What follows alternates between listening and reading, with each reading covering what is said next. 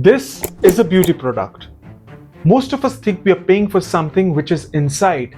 It may be the science, the chemistry, or even the formula. But what if I told you that a large part of what you're paying isn't the product at all? It's this. Not the formula, not the packaging, and not shipping, but these mysterious words printed on the bottle. And today I will show you how these words quietly inflate the prices without necessarily improving your skin. Now let me give you three options. One says natural beauty, the other one says eco-friendly, and the third one says it's green beauty. Which one will you choose? You see, most of us choose beauty products because what is written on the label. We believe it improves our appearance, our hair, or probably reacts less with our skin. And we are ready to swipe our credit cards and cough up a few extra dollars for these claims, just because what's written on the label. But here's the real question.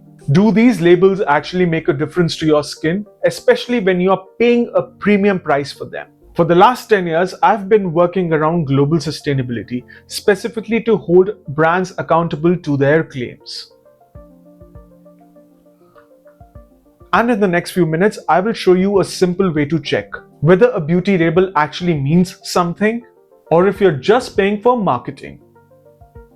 Now you see, the beauty market is flooded with claims, promises, and labels. Go to an offline store, go to an online store. Every brand has its own labels. Conscious beauty, organic beauty, reef-friendly, cruelty-free. The list goes on.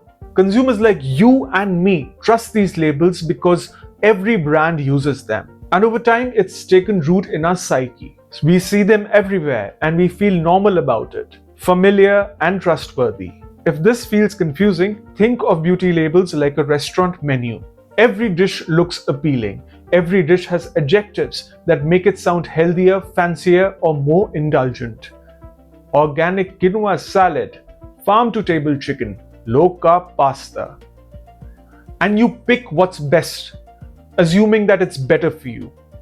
But unless you check the ingredients, you don't get to know whether it's healthy for you, or is it just marketing? And it's exactly the same with beauty products. Around 1 in 3 beauty brands use sustainability style labels without clearly showing their sourcing, certifications, or proof, which means that the words on the package can cost you more without delivering that extra value. And more brands use these labels because they know many people would not check. And that's exactly how the extra costs slip in. There's also the psychological reason why labels work so well. You see, our brains love shortcuts. When we see words like eco, natural, or green, we subconsciously assign trust. This is called the halo effect. One positive word makes the entire product feel better. And brands understand this. That's why labels are designed to trigger emotion, not verification.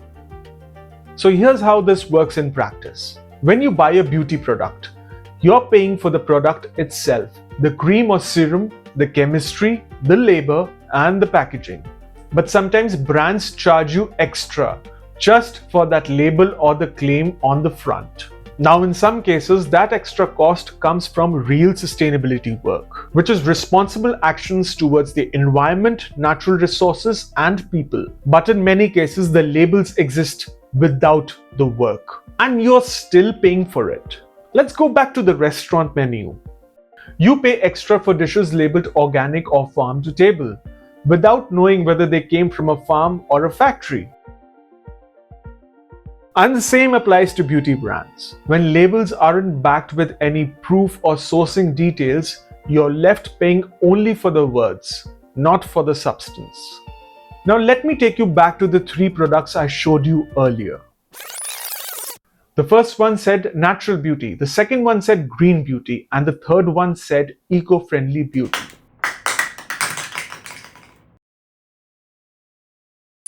So I'm pretty sure you've already mentioned which one will you choose in the comments.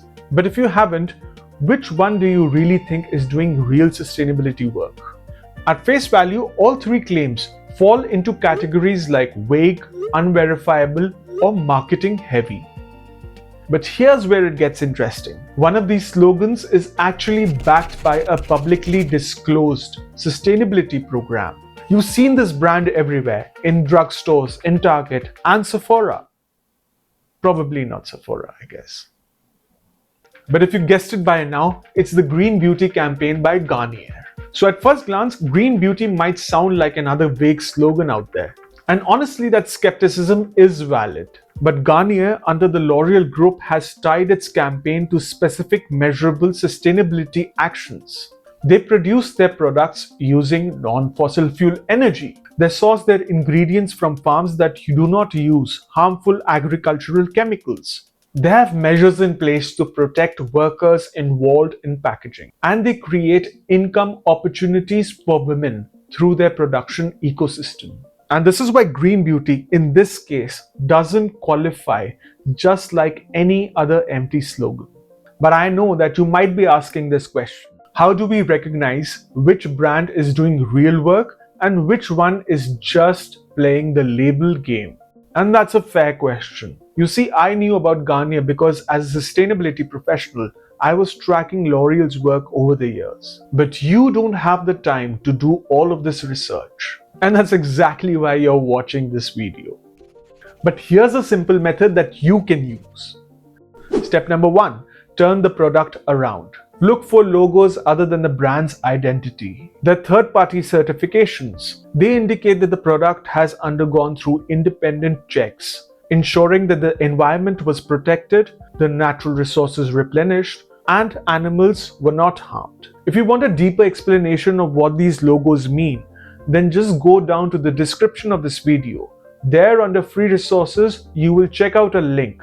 Click on it and automatically you will get a free copy of my guide to certifications. Now step 2, check for refill options. Ask whether your nearby cosmetic outlet offers refill options for that particular brand. Brands serious about sustainability designs often focus on reusability, not replaceability. Step 3, look for the packaging material. Check behind for the markings like PET. This tells you whether the packaging can be segregated and recycled again or will be discarded. If there's no clarity on the recyclability, then that's a red flag. Step 4, observe the brand's behavior, not just the marketing. You see, some brands are very serious about sustainability and some of them do work very quietly. Others just use it to justify higher prices. So here's what you can do. If you have the time, go to the brand's website and check out their sustainability programs. This might give you a clear picture. And if you don't have the time, then do subscribe to this channel and keep a lookout for all the brand breakdowns that I keep doing every week. Using these 4 simple steps helps you separate real action from green fluff. Now you've got to understand that brands don't invest in sustainability because it's trendy. They do it because the globalized world demands accountability. With corporate watchdogs, regulators, and informed consumers out there, brands want to avoid all kinds of controversies, whether it's chemical misuse or worker exploitation. And that's the reason they invest in sustainable actions. And yes, you, as the consumer, do pay for some of that work. It's just like in a restaurant where you pay extra for those farm-fresh ingredients. The difference is, with real sustainability, you can verify it. Brands like Garnier allow you to check. Others don't, but still charge you the same. So now you see why you shouldn't blindly trust beauty labels. It's easy to fall for claims, but by using these 4 simple checks, you can avoid being taken for a ride. If you found this video to be helpful to you, then do like and subscribe it. We need to make beauty brands accountable by building a movement around #DitchTheLabel. Share this video with as many people as you can, and I'll see you next week with another breakdown.